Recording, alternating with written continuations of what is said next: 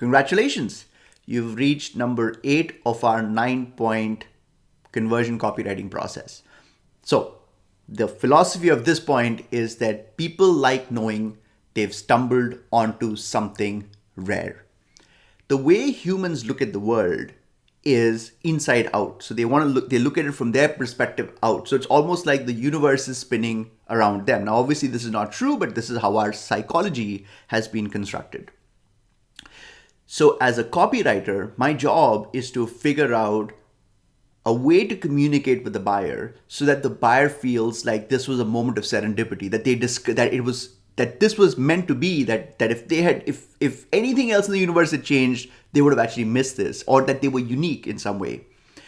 And the way marketers typically do this, and the way we should not do this, is through discounting. So discounting is one mechanism where you can have a message that says this 23% discount will only apply for the next 2 days, or that the 23% discount ends today, and you're creating a sense of urgency. So the idea is to evoke the same feeling in the reader, which is, wow, I discovered this discount. I'm so glad I discovered this discount, because if I'd come 2 days from now, or if I'd come 3 days ago, I may not have seen it.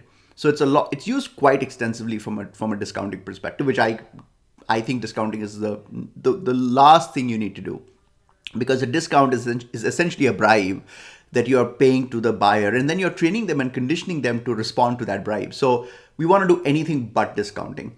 So I'm going to show you 3 specific examples of how you can use this strategy without giving a discount on your page. So one way is to have a statement something like this. And here we're kind of dealing with an emergency medical kit.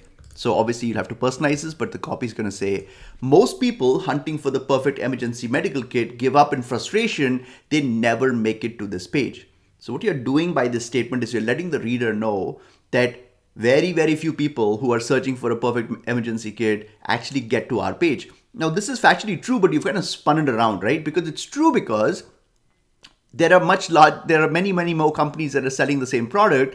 Some of them have way more spends than you, so you show up number 17 in the ad ranking. So you don't show up as much. So obviously a fraction of people get to your page, but I'm kind of flipping that negative into a positive, and I'm saying, hey, most people don't even discover us. So you are in a small minority of people that discovered us.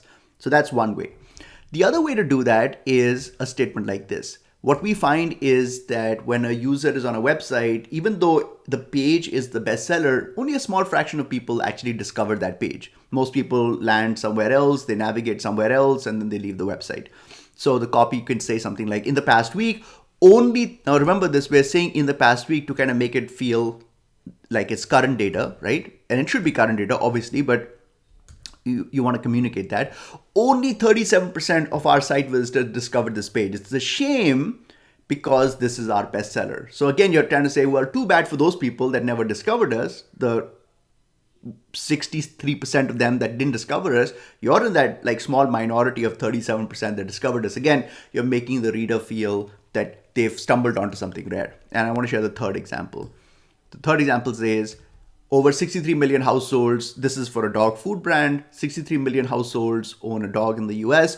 Only 1% of those households buy raw pet food for their best friend. So again, we're creating a contrast between what everyone else is doing, which is buying generic dog food, which is 95% of the audience, and saying, you're in this exclusive group of 1%. So mine your data, interview your customers, talk to the founder, and really understand what makes you unique, so you can position it in a way so that when the user is on your product page, he or she feels special about not just the fact that they discovered your page, but that they discovered your page at this point in time. Think about that.